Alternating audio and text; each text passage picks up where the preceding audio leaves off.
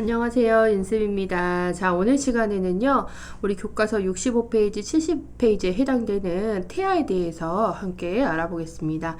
자, 제일 처음 초음파가 나와 있죠?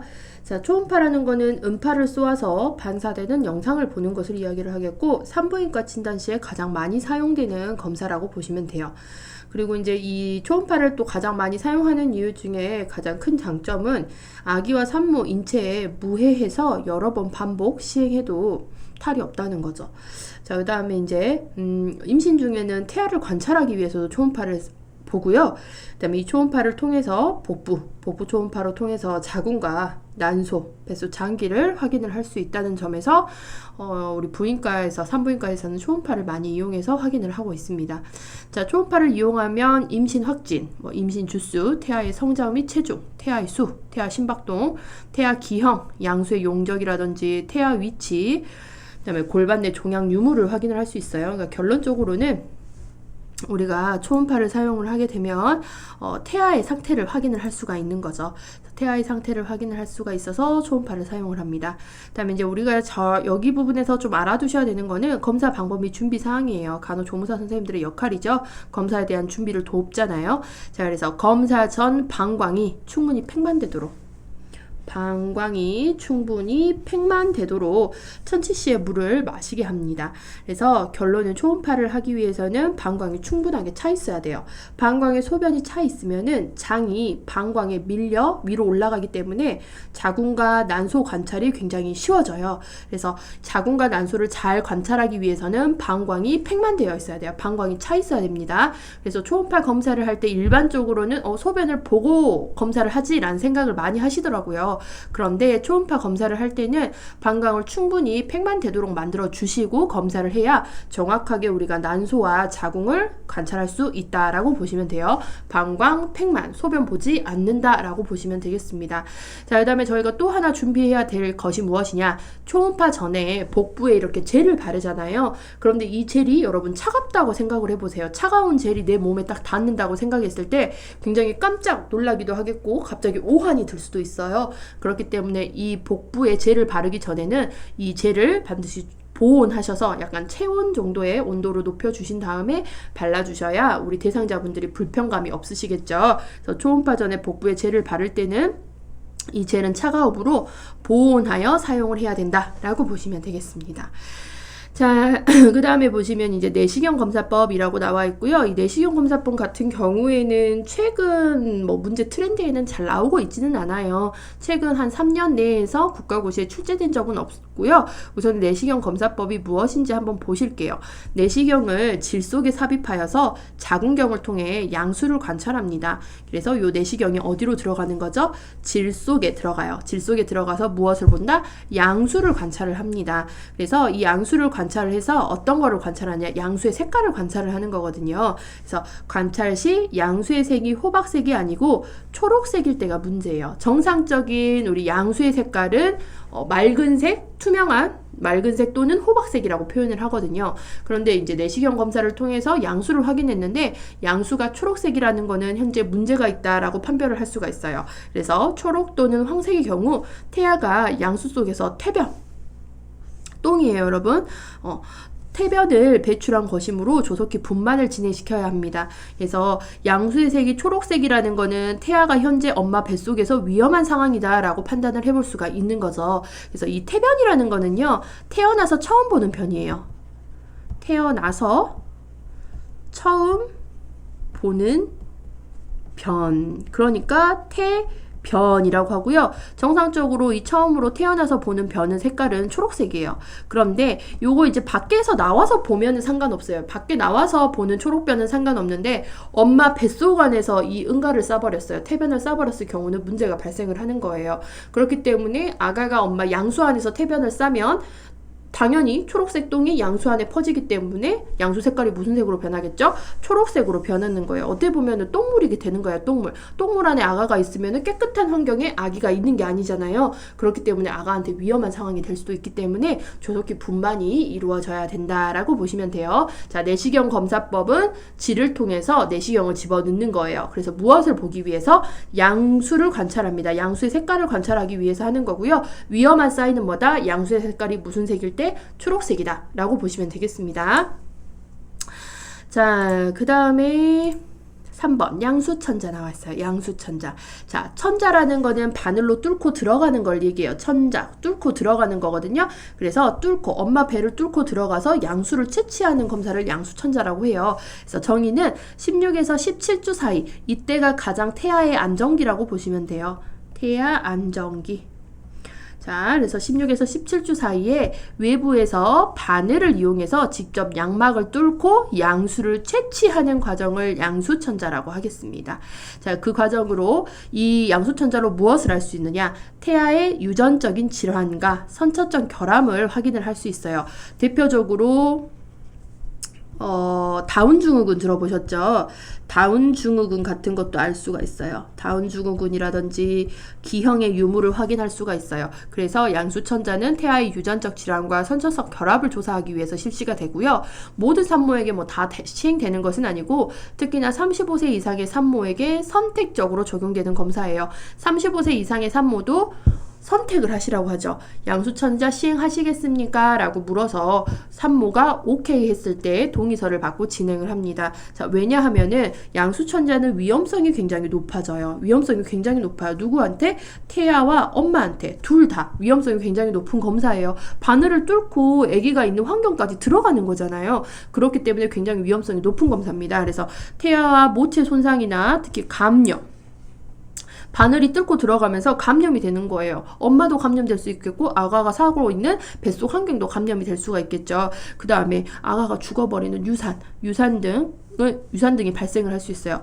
태아, 모체 손상이나 감염, 유산 등이 발생할 위험성이 굉장히 높아요. 그래서 이런 위험성 때문에 위험성을 줄이기 위해서 양수천자 전에는 반드시 초음파 검사를 시행을 합니다. 초음파 검사를 시행해서 현재 우리 아가가 건강한 상태인지, 그 다음에 엄마의 뱃속에는 문제가 없는지 여부를 확인한 다음에 건강한 상태에서 양수천자를 시행을 해요. 그러기 위해서는 반드시 양수천자 전에 뭘 한다? 초음파 검사를 한다라고 보시면 돼요. 자, 합병증 나와 있죠. 당연히 아가한테 안 좋은 영향이 미쳐요. 그래서 비정상적으로 태동이 증가 또는 감소한다. 태동이라는 거는 아가의 움직임을 이야기를 하는 거잖아요. 이 태동이 갑자기 증가를 하거나 우리가 깜짝 놀라면 막 움직일 수가 있죠. 그래서 태동이 증가하거나 그 다음에 몸이 불편해도 막 안에서 움직일 수가 있겠죠. 그래서 태동이 증가하거나 태동이 감소. 만약에 아기가 죽어가고 있는 상황이라고 하면 점점 그 태동이 줄어가겠죠. 그래서 합병증으로는 태동이 증가 또는 감소하는 그런 현상이 볼 수가 있습니다. 그래서 양수천자는 바늘을 뚫어서 뱃속 안으로 들어가가지고 양수를 채취하는 검사고, 이 양수로 뭘 확인하는 거죠? 태아의 유전적 질환과 선천적 결합, 뭐 기형이라든지 다운 증후군 같은 것들을 확인할 수가 있어요. 그 다음에 위험성이 높다 낮다? 높아요. 태아 측에도 높고 모체 측에도 높아요. 그래서 위험성이 높은 검사고, 이 높은 위험성 때문에 양수천자 전에는 반드시 초음파 검사를 통해서 태아의 건강 상태라든지 우리 모체의 건강 상태를 확인을 합니다. 그 다음에 합병증으로는 어찌됐든 위험성이 높다라고 보시면 돼요. 아가가 잘못될 수도 있다라고 보시면 되겠습니다. 자, 그 다음에 4번에 보시면 태아 심박동 검사기, 태동 검사. 이것도 뭐 과거에는 잘 나왔지만 최근 한 3년에서는 이 문제는 나오고 있지는 않고 있네요. 하지만 알아두시기는 하셔야 되겠죠. 자, 태아 심박동 검사기, 우리는 요거를 줄여서 태동 검사라고 해요. 태동 검사. 아가야 너 잘 있니? 라고 확인하는 검사라고 보시면 돼요. 아가야 너 엄마 뱃속에서 잘 있지? 라고 보는 검사예요. 자, 보시면 이 태동 검사는 무자극 검사, 청각자극 검사, 자궁 수축 자극 검사, 이렇게 세 가지로 나뉠 수가 있습니다. 자, 여기 무자는 없을 무자예요. 자극 없이 검사를 한다라는 말이거든요. 그래서 외부 자극 없이, 외부 자극을 주지 않고요. 태아가 움직일 때 태아의 심박동수가 증가하는지 확인하는 검사입니다. 태아가 움직일 때 태아가 엄마 뱃속에서 꼬물꼬물 움직이잖아요. 그러면 같이 심박동수도 올라야 되겠죠. 그래서 움직일 때 태아의 심박동수가 증가하는지 확인하는 검사고요. 그 다음에 청각을 자극을 합니다. 우리 태아의 청각을 자극하는 검사인데, 자, 인부의 복부에 인공후두라는 거를 대요. 인공후두. 이거 그러면 웅 하는 소리가 나는 기계거든요.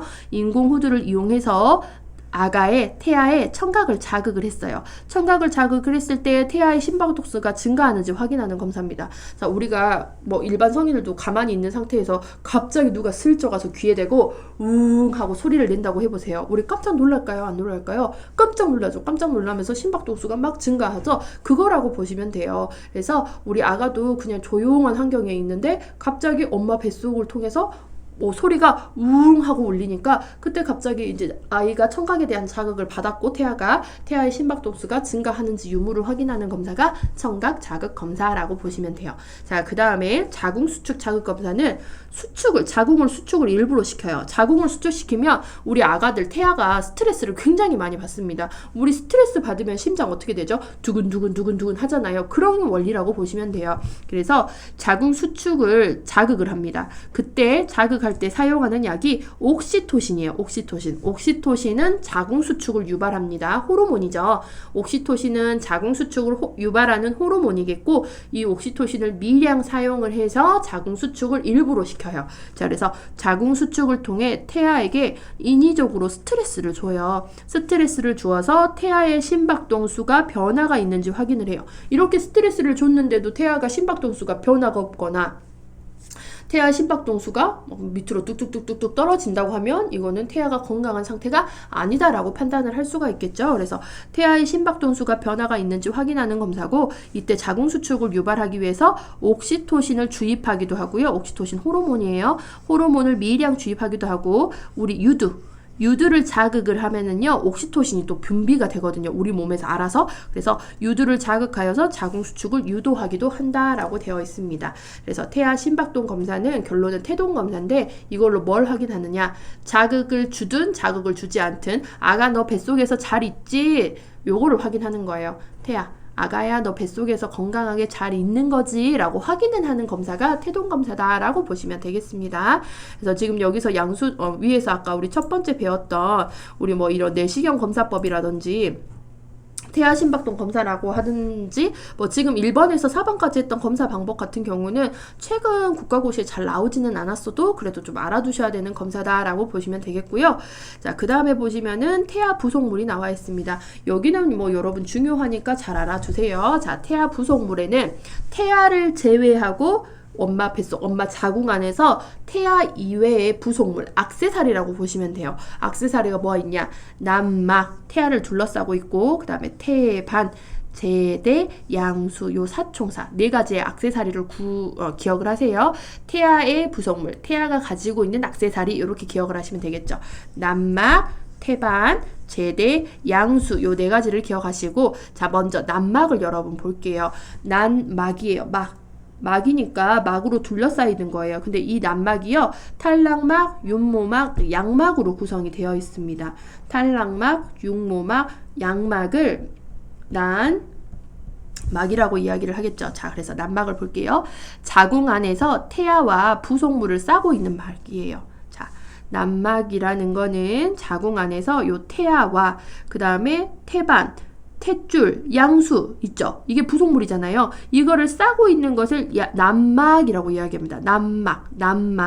자, 그래서 자궁 안에서 태아와 부속물 뭐였죠? 다시 한번 할까요? 부속물, 태반, 제대, 양수를 싸고 있는 막을 우리 난막이라고 하겠고, 자, 외측으로부터는 탈락막, 육모막, 양막이에요. 그래서 가장 바깥측에 있는 것이 여러분 탈락막이고, 중간에 있는 게 육모막, 마지막에 있는 게 양막이라고 보면 되겠습니다. 자, 그래서 가장 바깥측에 있는 것을 우리가 탈락막이라고 하는데, 이 탈락막은 엄마 쪽에, 엄마 자궁에 가깝다고 해서 모체 측에 생기는 것이라고 해요. 그래서 여기 쪽이 그림에서 뭐 분리돼서 따로 그리지는 않더라고요. 다른 그림에서도. 자, 그래서 탈락막은 요 모체, 엄마 자궁 쪽에 가까워요. 엄마 자궁 쪽에 있어요. 요게 이제 탈락막이 되겠고, 그 다음에 요 중간에 있는 게 이제 육모막이에요. 육모막. 여기 보시면 요 태반을 이렇게 보여줬잖아요. 육모막이라고 있죠. 이 안에 보면은 또 육모막이 들어있어요. 그래서 중간에 있는 거예요. 자, 모체 측에서 생기는 거는 탈락막. 그 다음에 여기 맨 안쪽에 여러분 탈락막 먼저 할게요. 탈락막은 모체 측이고요. 양막을 보시면 양막은 태아. 여기 보시면 양막 있죠. 태아를 요렇게 둘러싸고 있어요. 태아와 양수를 요렇게 둘러싸고 있는 것을 우리가 양막이죠. 그래서 태아, 그 다음에 여기 제대 탯줄을 둘러싸고 있는 걸 양막이라고 합니다.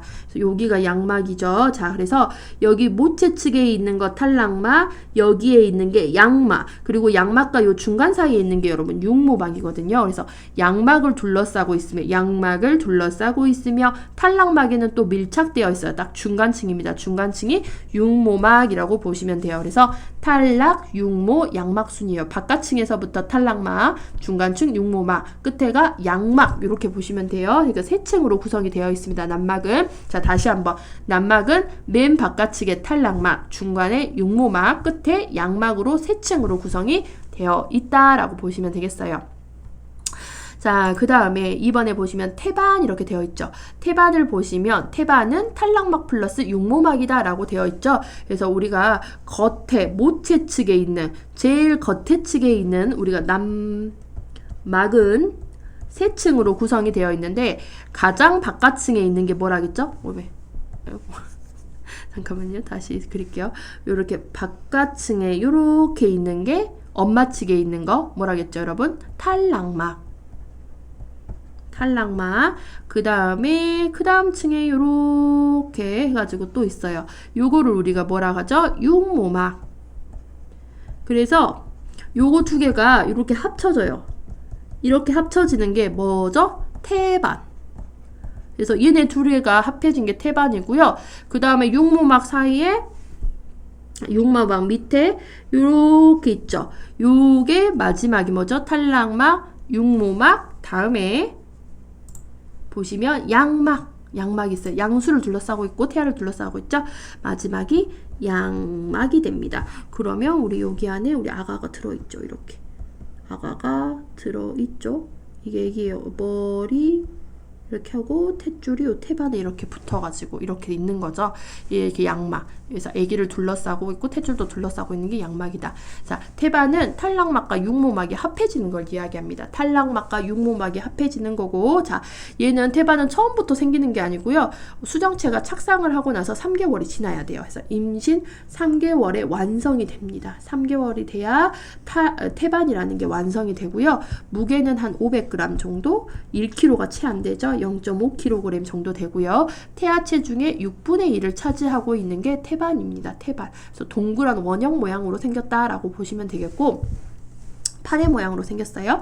자, 이 태반의 역할이 중요하죠, 여러분. 태아의 신진대사, 노폐물을 엄마한테 보내고 모체로부터 받은 영양분을 갖다가 다시 아기한테 받아요. 그래서 우리가 여기를 태반이라고 할게요.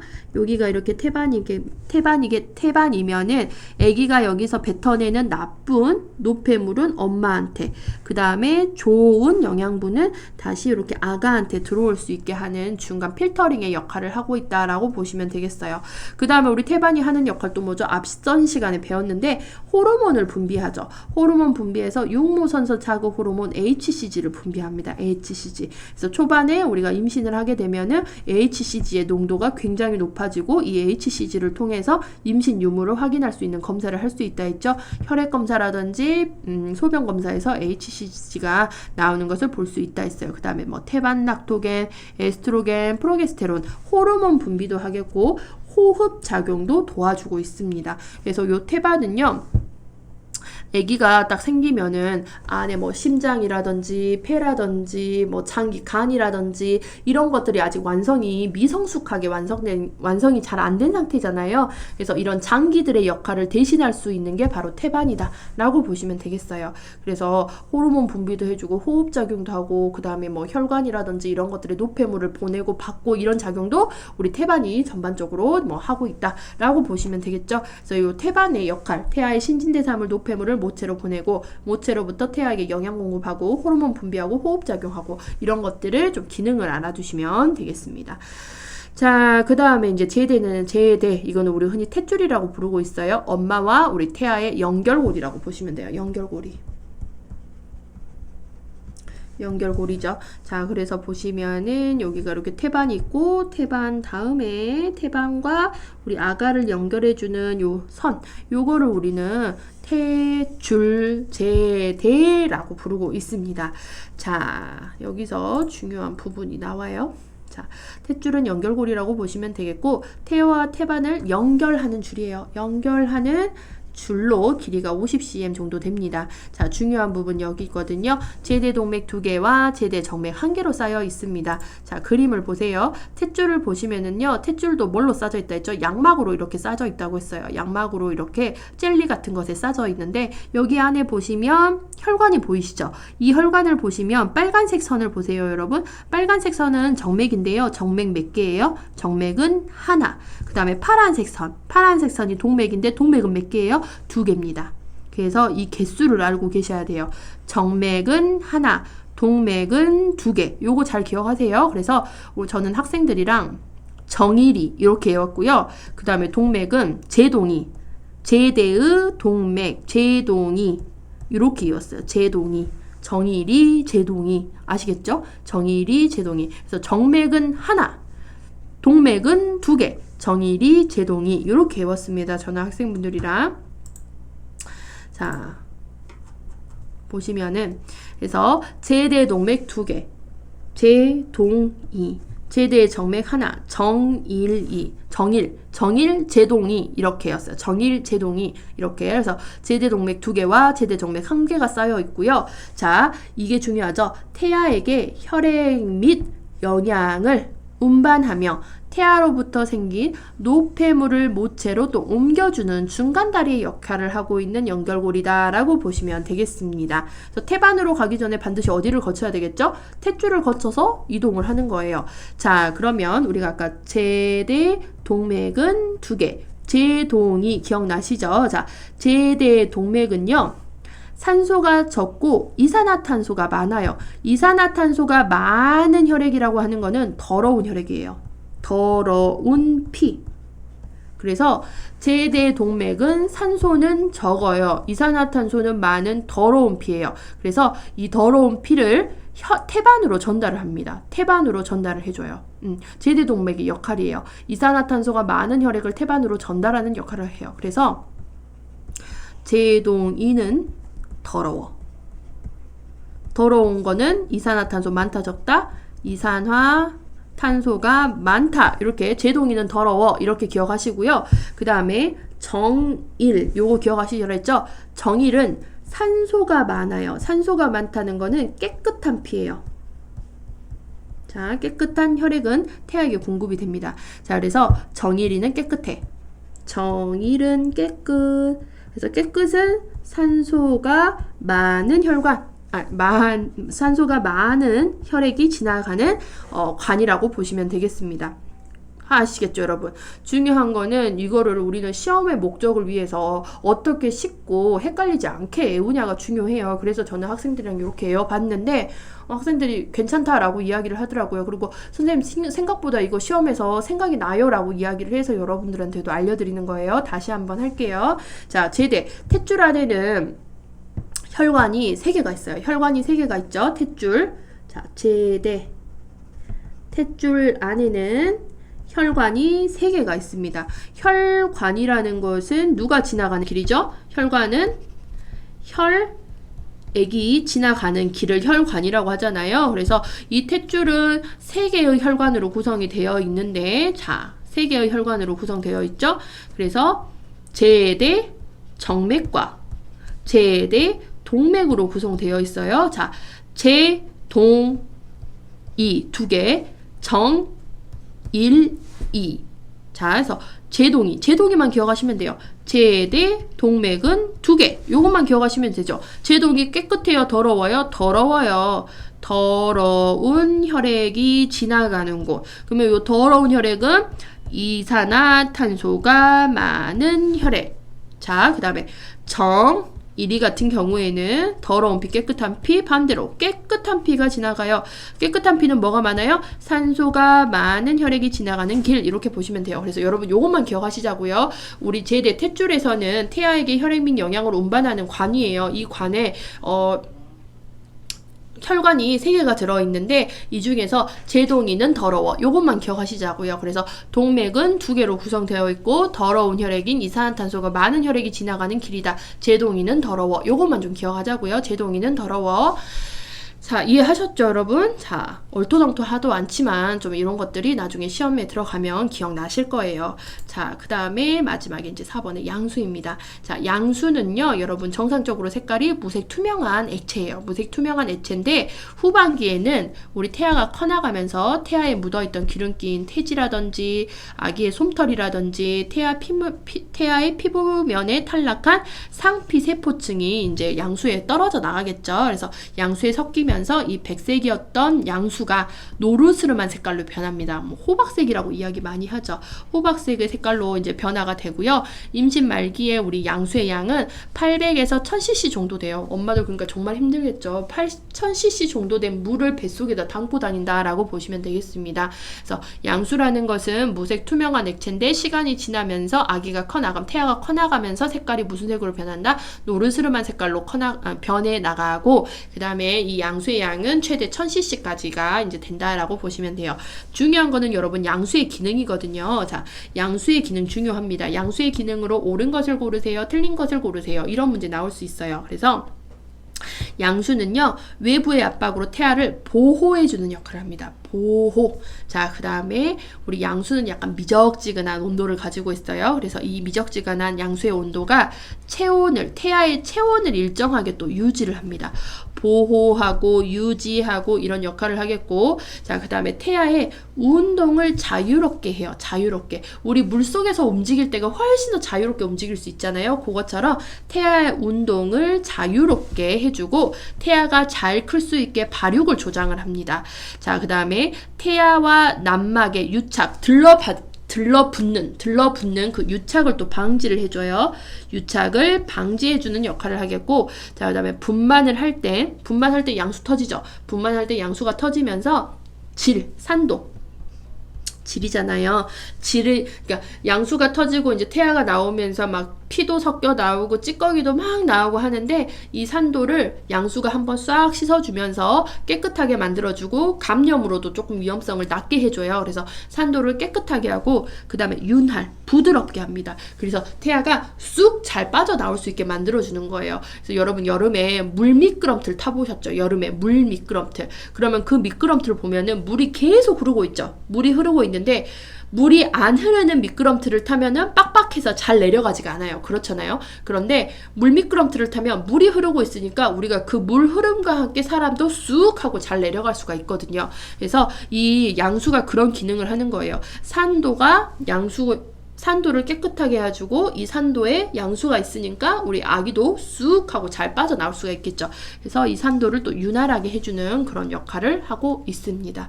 자, 그래서 오늘 수업은 여기까지 해서 종료를 하고요. 다음 시간에 더욱더 유익한 내용으로 찾아뵙겠습니다. 다음 시간은 이 태아와 관련된 문제풀이에 대한 설명 올려드릴게요. 수고하셨습니다.